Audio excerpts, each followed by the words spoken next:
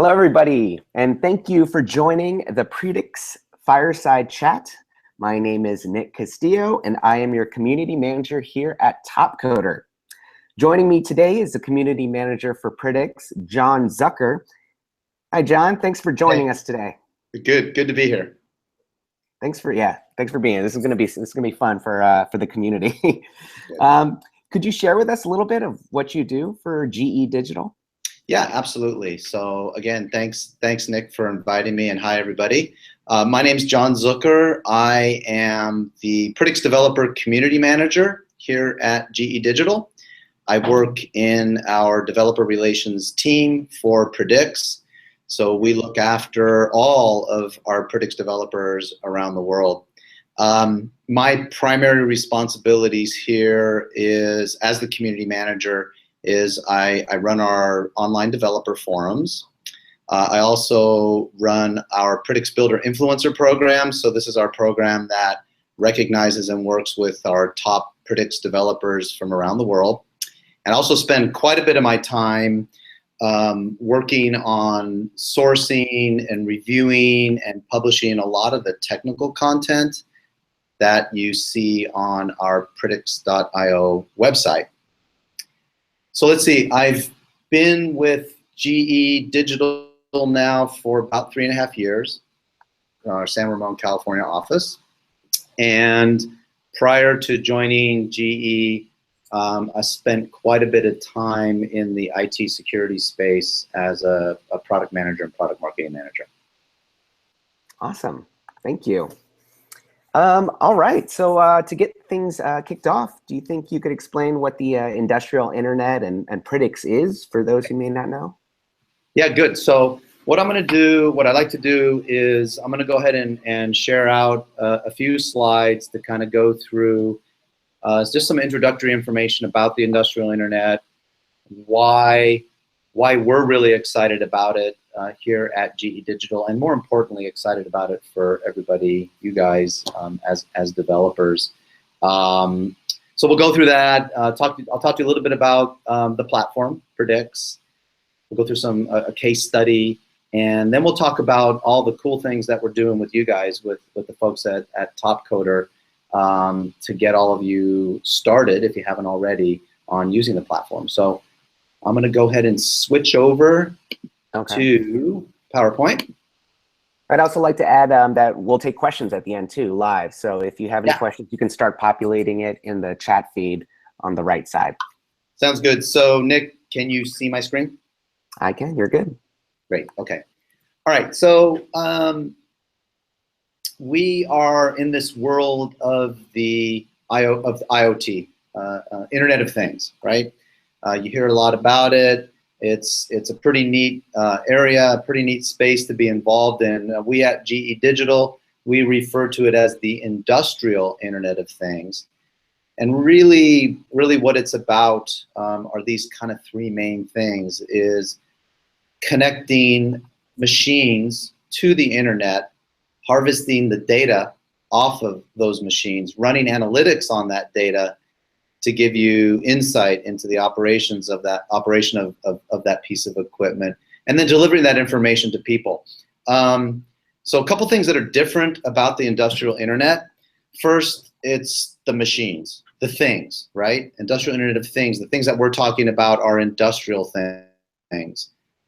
A wind turbine or a gas turbine, a jet engine, a piece of equipment, a piece of drilling equipment that might be on an oil rig, or an MRI machine at a hospital. So those are the things that we're talking about. Another way to kind of look at this and visualize the industrial internet things is with this illustration here at the bottom. This kind of shows a little bit about how the data flows and how things are connected. So on the left side of the screen are the things. In this case, they're wind turbines. Now these wind turbines are instrumented with sensors that sense data while that turbine is being operated. Might be temperature, certainly wind speed, wind pressure, temperature, things such as that. And so all that data is then pulled off of that machine and ultimately delivered into the cloud. And it's there in the cloud where all the analytics are run, where the analysis is run against all of that data that's coming off of the equipment, as we're showing you here in this illustration. And then the answers are delivered to the end users in the form of an application. It could be a web application, mobile application, and in some cases even a wearable application. So this kind of gives you a sort of a high-level overview of what we call the industrial Internet of Things. So to excite developers, to excite you about the industrial Internet, couple of quotes from some interesting and important people. Tim O'Reilly said last year that the Silicon Valley, and arguably I believe it's not just the Silicon Valley, it's where any hub of software development activity is occurring around the world, is really us underestimating the impact of the IoT. So we're at the early phases of this, the first opportunities to get involved in this incredible area of the IoT. And for developers, it's a great career move.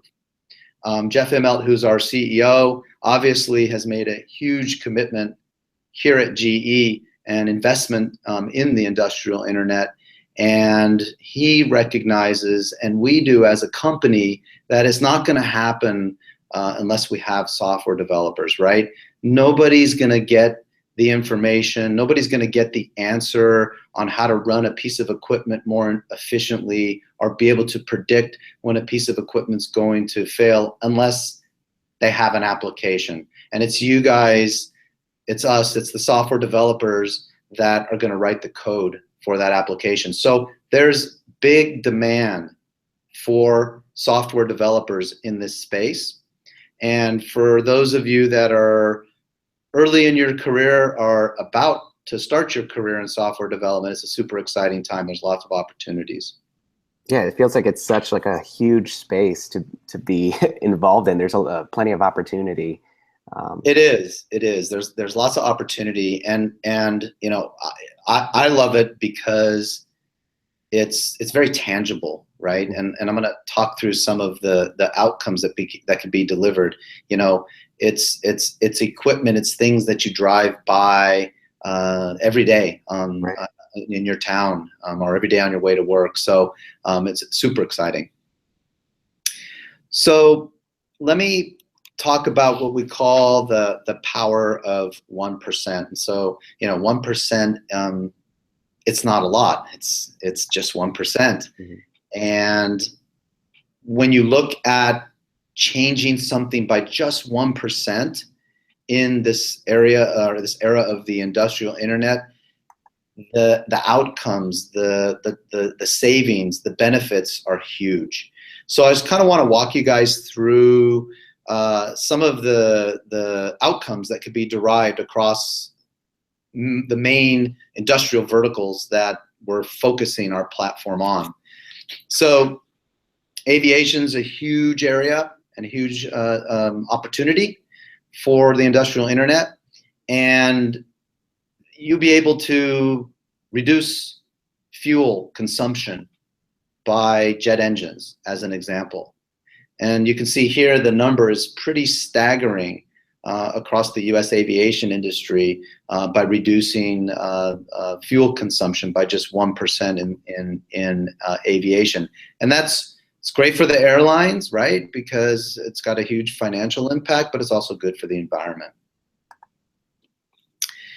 So from a power generation perspective, you know, we're connecting these huge gas turbines that are in power plants around the world generating electricity. These are typically steam-powered turbines, and you connect them to the Internet, you harvest all the data off of them, you get insight into the operation of that piece of equipment, and you can generate more electricity. You can run your equipment more efficiently. Healthcare, right? The ability to connect healthcare equipment to the industrial Internet and run that equipment more efficiently means that it's available more often. It doesn't have to be taken down for maintenance, and therefore patients benefit from that, and ultimately it really can save lives. From a transportation, this is another big area, locomotives. If you run a locomotive more efficiently, it's not going to break down as often. You're going to be able to be on time when you need to pick up passengers or pick up freight. Similarly, if you use this technology to look at all the operations within a whole rail network, right? Mm-hmm. Where you have multiple assets that are on the rail network at the same time. Having visibility into how that network is running can increase the overall efficiency and throughput for your rail system. Manufacturing, the ability to efficiently produce goods for market can benefit and is benefiting significantly from this technology. And it's not just being able to run the equipment more efficiently, it's also all the things that surround a manufacturing ecosystem, such as the supply chain, right? Because they're all critical parts of manufacturing.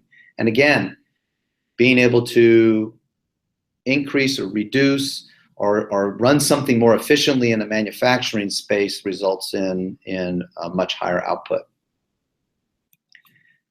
And then finally, oil and gas. It's a heavy capital expenditures involved. Actually, in all these spaces, there's a lot of capital expenditures involved. So being able to run that equipment longer still at the same capacity levels that you need is significant as well from a cost savings perspective.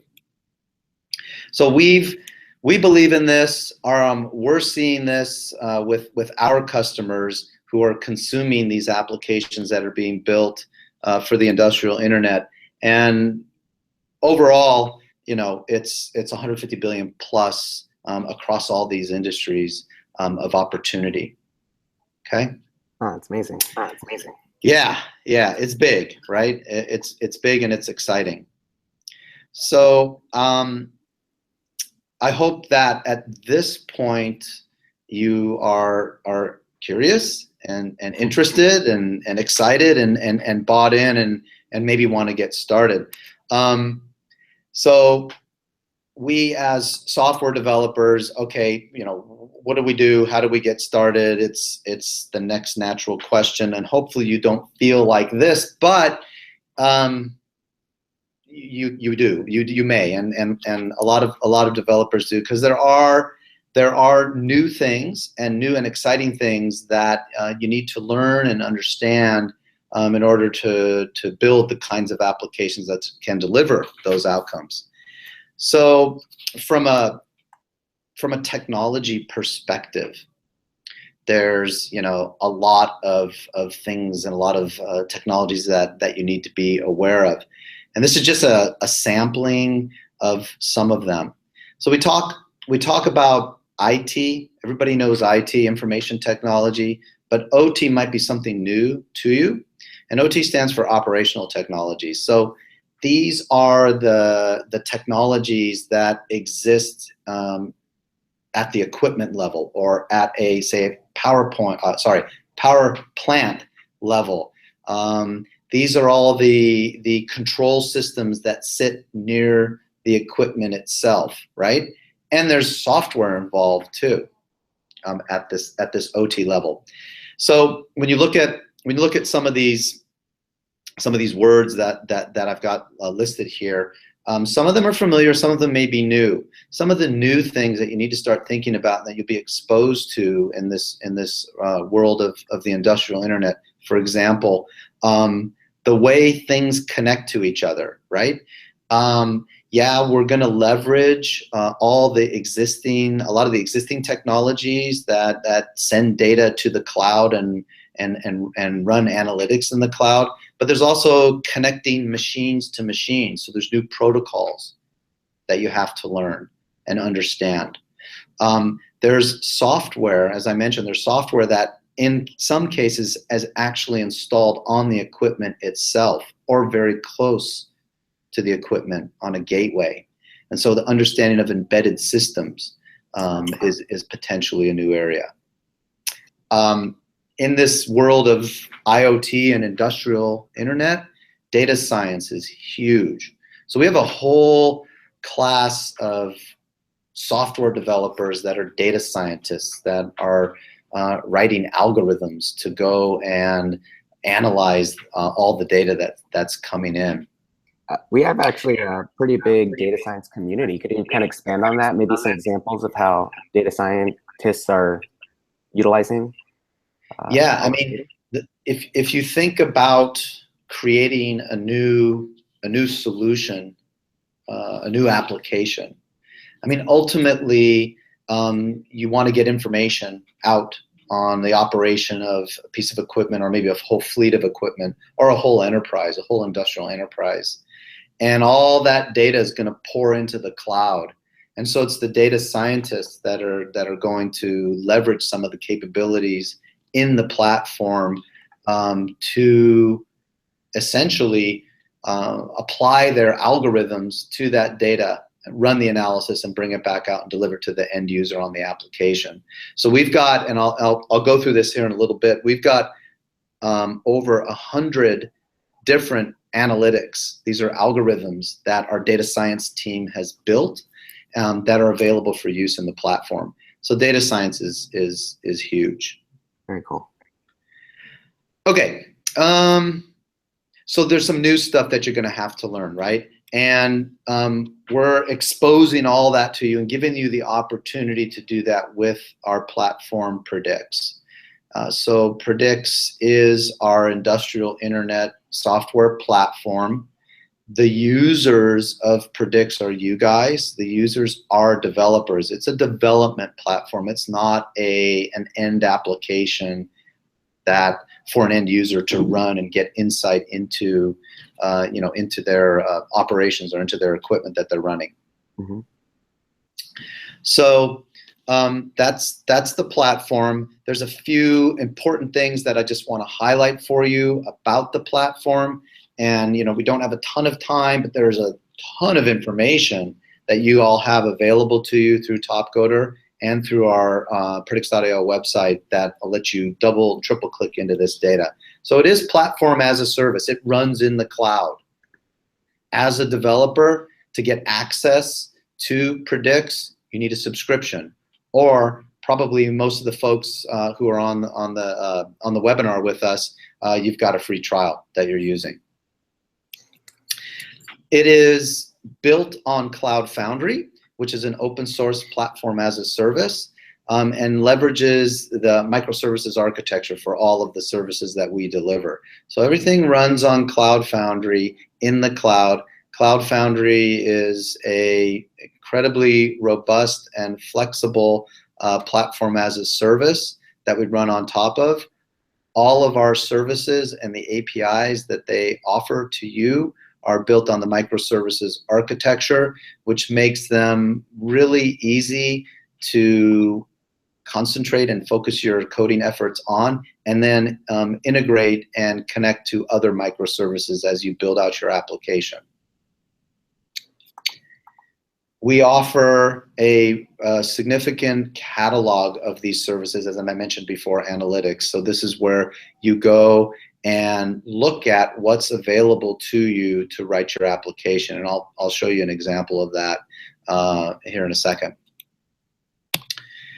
It is a polyglot platform, so that's kind of a neat word. If you don't know what it means supporting multiple languages, right? So this is great for developers because you can code in the language that you know, or languages that you know. Some of the most popular ones that our developers are using now are Java, JavaScript. We're getting a lot of folks using Go language, Python. Most of the common software languages are supported by Predix and by Cloud Foundry. So that's really nice for developers. And finally, you know, we've got a really rapidly growing ecosystem of developers and partners, supported by lots of resources that we create and that the community creates. So, you know, there's a lot of help and others that are building applications that can work with you. Wonderful, wonderful. Okay, again, similar to the one I showed you before, but a little bit more detailed, just the high-level architecture of the platform. And you can see on the left side of the screen is a single wind turbine that's connected to a gateway. We call these industrial internet gateways. On these gateways, which are pieces of hardware, we have some of the Predix software can run. It's called Predix Machine. Predix Machine will take the data, filter it, send it up to the cloud. It will also run analytics locally. So you can actually build systems with Predix that are very close to the equipment and can look at the data that's coming off of the equipment, run analytics on it, and send the answer back to the piece of equipment. For example, one that we like to talk about a lot is the ability for to sense changes in wind speed, wind direction, to change the pitch on a blade of a wind turbine. And so that information can be run locally and sent back to, or run on the gateway, sent back to the turbine to make that change. So that's the connecting part, connecting securely to the cloud. And then on the cloud itself are where all the services run, where the applications run. It's where you push your code. It's where you run your applications. It's where you scale your applications. And then, of course, there's the end users who are interfacing with the data that you're providing and the insight that you're providing to them. All right, I want to go through a quick case study. I know we're getting short on time, but I thought it would be really interesting to now just give you a quick example of what's possible. And this is an actual case study of a landing gear application. So I didn't know this, but not a surprise, there's about 35 sensors on modern landing gears today, and that's what this application is leveraging. Obviously, it's one of the key components of an aircraft, and when it needs to be maintained, the aircraft isn't in the air, right? It's not flying. Exactly. So that was the challenge. So the solution here was to add all these sensors and look at the data that's coming off of those sensors after each flight, run analysis on that data to help determine when something might require maintenance before it's been scheduled. So from a technology perspective, there's these 4 key services, and you'll get familiar with these as you look through the platform, that are used in Predix. Our partner Infosys was the one who built this, so they also brought in an existing analytics platform that they connected to the application to run the analytics. And here's a screenshot. This is a screenshot of the application with particular focus on the output pressure from the pump, the hydraulic pump on the landing gear. And so, you know, it's showing you here. This is based on historical operating data. Then each one of these lines is a projection of when you might need to maintain it. And so what this does is it gives the aircraft maintenance folks kind of a look ahead on when this particular component on the landing gear would need to be maintained. So it's using predictive analytics to do that. It's amazing. It's amazing. All right. So yeah, it's pretty cool stuff. There's lots of great examples out there. What I want to do now, Nick, if you don't mind, and just let me know when you want me to advance the slide, I'd like you to just kind of go through what we're doing with you guys and the opportunities for folks to get involved. Absolutely. So for those on the call that are not involved yet, I would highly recommend you go to predix.topcoder.com. So we have this new member program. It's called Topcoder Community for Predix, and basically we're partnering with GE Digital to bring you like many educational challenges. We have lots of information on how to get started. You can sign up for a free developer's account.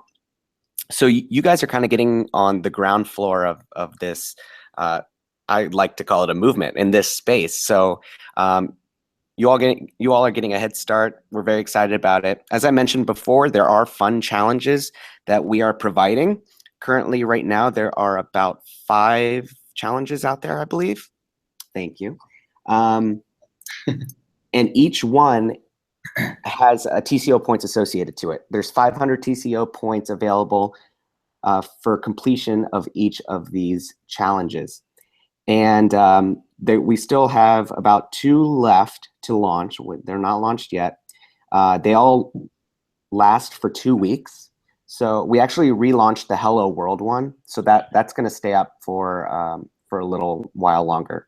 So if you haven't started yet, don't worry about it. The Hello World challenge is still up there.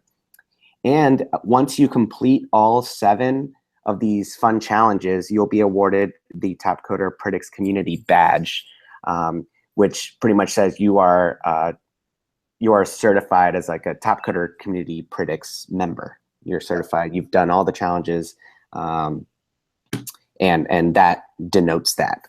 So I highly recommend you come out, you participate. If you have any questions, we're very responsive on the forums.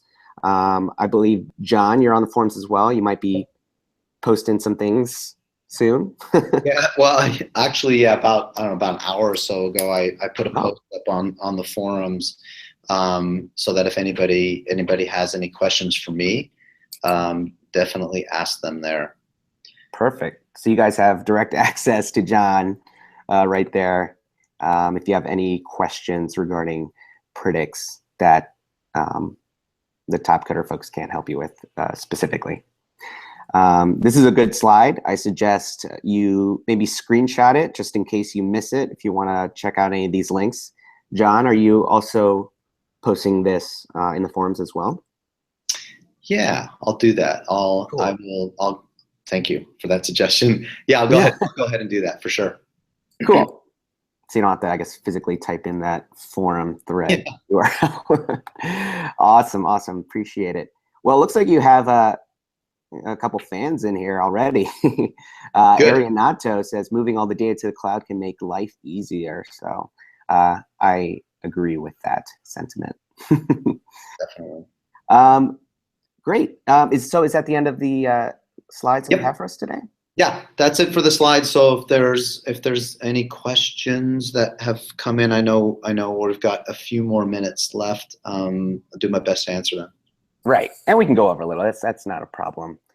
We actually do have a question from Nick Perez here, and he asks that have there been any challenges on Topcoder using Predix that we can look at for reference? That's a good one for you. I mean, I know I've looked out on there, and I know there's been a lot of activity, right. But I don't know if your Topcoder folks can share that data. But there's a lot of, so in other words, a Topcoder specific challenge. Right. There's a lot of sample code I know that we're providing and some reference apps.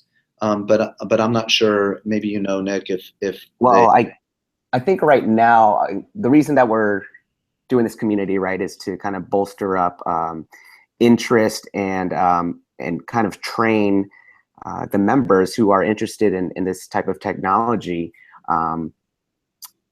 so that in the future when perhaps GE Digital is looking for some work to be done using the Predix platform, we'll already have a community that's ready to go. So I think, yeah. So in the future, I think you'll see, hopefully, more Predix challenges appearing on Topcoder as paid challenges, and perhaps some of our other customers may be wanting to use the Predix platform themselves and want to get work accomplished. So they could also, use the community in that way to get work done for them as well. So many opportunities. All right, so we have another question from Laura regarding the UI. It looks like you use Polymer. Any plans to switch to Angular 2 or React? Yeah, we do use Polymer. That is correct. Yeah, that's kind of our favored technology right now, but we do recognize that there's other UI frameworks out there, such as Angular, and actually that was one of them that we supported kind of in the early days of Predix. So I think we still have a number of users that are using some of these other technologies. My advice to learn about what's possible there is to first look through the Topcoder forum, see if there's any questions there. But I know there's a whole section or a whole topic or tag on what we call the Predix UI, which is all the UI stuff, and we also have some services that are specific for building UI. I would go and search through our developer forums, which you can see on the list here, and if the answer to your question is not there, go ahead and ask it. Awesome, thank you. And we have another from the community. Does Predix offer any mobile app development technologies? Yeah, for sure. One of the things that well, if you go to predix.io and look at the catalog, there's a couple of services that you should check out. One is the Views service, but then more importantly, one called Mobile. And the mobile, we've got an SDK. We support iOS, Android. Actually, we support iOS and Windows, and it's kind of interesting that Windows came before Android, and the reason is it's used more extensively in industrial spaces. Kind of not a surprise, but Microsoft's made some big investments there. But we support iOS, Windows, and supposed to be this week, but certainly before the end of the year, we're rolling out our Android support. So that would be the mobile service and the Views service to check out in the catalog on Predix.io. Great, thank you. Actually, I had a question. So you mentioned industrial sensors and all these type of IoT equipment. Yep. Are there like certain ones that have to be validated by Predix in order to use them? I mean, I'm sure there's some old sensors that are on some of these machines as well. Yeah. Do they have to be run through like some sort of validation in order to use them using the Predix platform? No, and what the way it works is what it really boils down to is the specific communication protocol that sensor uses to communicate, to send data, right? And so there's a number of different protocols, such as OPC UA, MQTT, and of course there's HTTP, HTTPS, and so on, that the platform needs to be able to support in order to enable that communication. So it's not about certification, it's more about supporting the communication protocol for that particular sensor. Okay, great. Are these all like industrial sensors or like some commercial ones? Like I know like Estimote beacons or something like that can also like detect temperature and things like that. Yeah, all of the above. In fact, you'll see we've got some actually a couple of different tutorials. One for Raspberry Pi, the other for the Intel Edison and Intel Joule board. So these are hobbyists hardware, and they all come with sensors, or you can acquire or purchase sensors for them. So you could absolutely use the platform for any sort of even generic IoT application using commercial or commodity sensors as well. Great, great. Thank you so much. I'm not sure if we have any other questions left, so we are a little over time, which is fine. But yeah, I'd like to thank you for being on with me. This is very informational and Pleasure. very cool stuff. Oh, quick question from Lisa for me. Can you confirm these fun challenges will be open over the holidays? Yes, I believe so. I think they are going through January, like first week, maybe? First week or second week. But yeah, for the over the holidays, they will still be available. So Good. So feel free. And actually, yeah, one more from Ravi. He's asking, can we expect any user experience interface related challenges from Predix in the future? Okay, so I guess that's another one for me. Ravi, this might fall under the question that we got earlier over challenges in the future. We're hoping to have many more challenges that will appear in our list for using Predix. But we'll just have to see. But as for now, definitely check out the fun educational challenges. This will really ramp you up with the Predix platform, how to use it, and like John mentioned, we're all available if you have any questions at all. But yeah, I suggest just get your Topcoder Predix badge, and hopefully we'll be seeing lots more Predix challenges in the future. So thank you for your question. Yeah, that'd be great. Looking forward to that. All right. Okay.